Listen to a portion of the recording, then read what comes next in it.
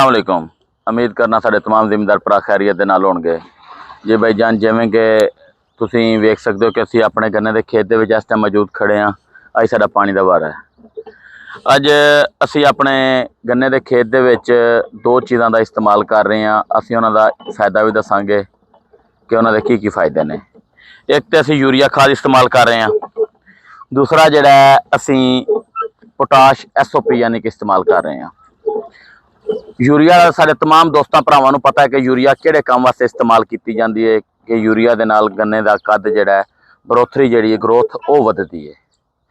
बाकी रह गई पोटाश की गल, कई सारे चंद जिम्मेदार भरा है कि जिहड़ा कि आंदे ने कि पोटाश सिर्फ नाम की पोटाश हुंदी है, इसका फायदा इस्तेमाल इसका फायदा नहीं है इस्तेमाल करने दे नाल।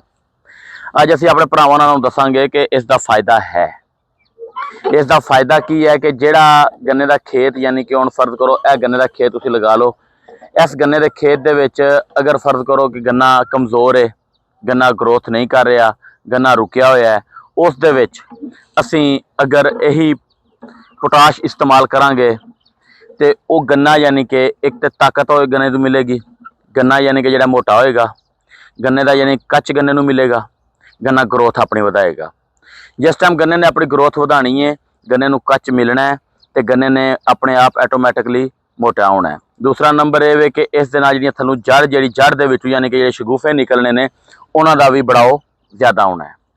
उस तो बाद दूसरा इस अगर जिस टाइम इस नूं पोटाश असीं पावांगे, इस दे विच जिन्नी यानी कि सानूं इस दे बढ़ोतरी मिलेगी, इस दी जिन्नी ग्रोथ वधेगी, जिन्नी जर्मीनेशन इसकी होण वधेगी, यानी कि छोटे छोटे जो शगुफे है ने जिहड़े इस टाइम फुट ते ने 2 फुट ते ने, वो जिन्ना वधणगे उन्ना ही साडी यानी कि उस दे विच इजाफा होएगा, वो साडी औसत जिहड़ी है उन्नी वधेगी। तो लिहाजा असीं अपने भरावां नूं यही मशवरा देंगे कि जिहड़े जिन्ने भी साडे भरा ने जिहड़े इस चीज़ तो बागी ने कि पोटाश नहीं पाना चाहते, इस्तेमाल नहीं करना चाहते, वो साडे भरा जिहड़े ने पोटाश का ज़्यादा तो ज़्यादा इस्तेमाल करन, जिहड़े कि वो पोटाश इस्तेमाल करन दे नाल ये फायदे जिहड़े असीं भरावां अपने दस्से ने, ये फायदे उन्हां नूं इंशाअल्लाह जरूर मिलणगे।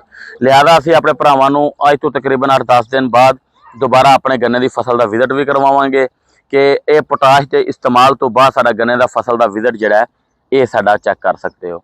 अगर तुहानूं साडी वीडियो अच्छी लगी हो अपने तमाम दोस्तों तक शेयर लाजमी करिया जे, साडे चैनल को सबसक्राइब लाजमी करिया जे, बैल आइकन के बटन दबाना ना भुलिया जे, जिहड़ा कि साडी हर आने वाली वीडियो साडे भरावां तक पहुँचे। जी अस्सलाम वालेकुम।